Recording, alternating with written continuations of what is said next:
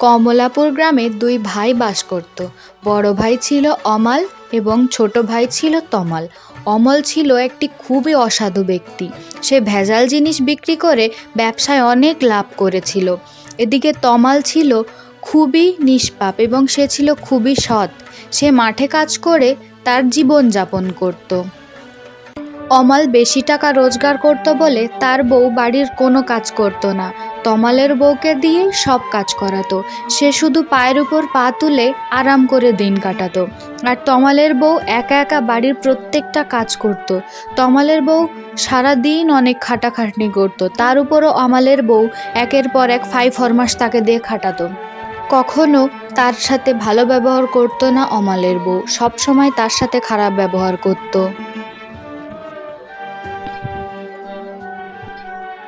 এই ছোট, সেই কখন সকালে এক কাপ চা খেয়েছি, আমার ভাত কোথায়? আমার এখন খিদে পেয়েছে, তুই এখনো ভাত তুলে দিসনি কেন?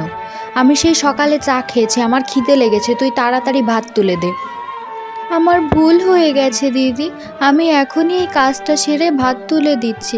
তুমি চিন্তা করো না, আমি তাড়াতাড়ি তোমার ভাত দিয়ে দিচ্ছি দিদি। তার একটু পরই তমাল বাড়িতে আসে। কি গো, আজ তোমার কাজ কেমন হলো গো? দিন তো আমাদের খুবই খারাপ চলছে। আর দিদি সারা দিন আমাকে দিয়ে কাজ করায়, আমার সাথে একটু ভালো ব্যবহারও করে না। আমি কি করব বলো, এখন তো কাজ প্রায় নেই বললেই চলে।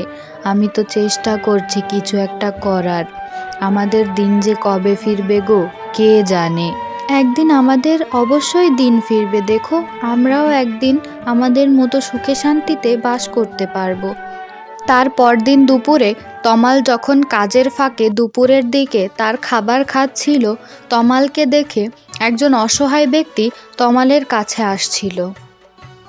আপনি কে কাকা? আপনাকে তো আগে এদিকে আমি কখনো দেখিনি। আপনি কি কোথাও থেকে এসেছেন? আমি আপনাকে ঠিক চিনতে পারলাম না। আসলে বাবা, আমি অনেক দূরে থাকি, আমার কোনো ঠিকানা নেই। আমি অসহায় একজন ব্যক্তি, আমি অনেক দিন কিছু খাই না গো বাবা। এই নিন কাকা, আপনি আমার খাবারটা নিন। আপনার এখন এই খাবারটা জরুরি, আপনি এটা নিন, আমি বাড়ি গিয়েও খেয়ে নিতে পারবো, আমার সমস্যা হবে না। তুমি আমাকে তোমার খাবার নিজে না খেয়ে দিয়ে দিলে বাবা? আমি তোমাকে সাহায্য করতে চাই, আমি তোমাকে কিছু একটা দিতে চাই।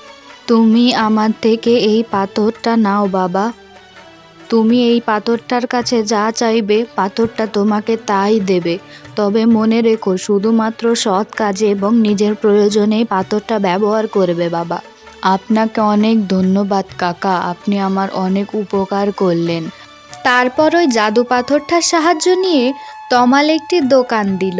তমাল সৎভাবে এবং ভালো জিনিস বিক্রি করে অনেক লাভ করতে থাকলো। আর এদিকে তমালের দাদা অসৎ ছিল এবং ভেজাল জিনিস বিক্রি করত। গ্রামবাসীরা এটা জানার পর তার দোকান থেকে আর কিচ্ছুই কিনতো না। তার দোকানে আর কোনো লাভ হতো না, তার দোকান প্রায় ফাঁকা হয়ে গেছিল। সবাই শুধু তমালের থেকেই কিনতো, কারণ সে খুবই ভালো জিনিস বিক্রি করত, কোনো অসৎ উপায় ব্যবহার করতো না। এভাবে জাদু পাথরের সাহায্য নিয়ে তমাল এবং তার স্ত্রী ভালোভাবেই তাদের দিন কাটাতে থাকলো।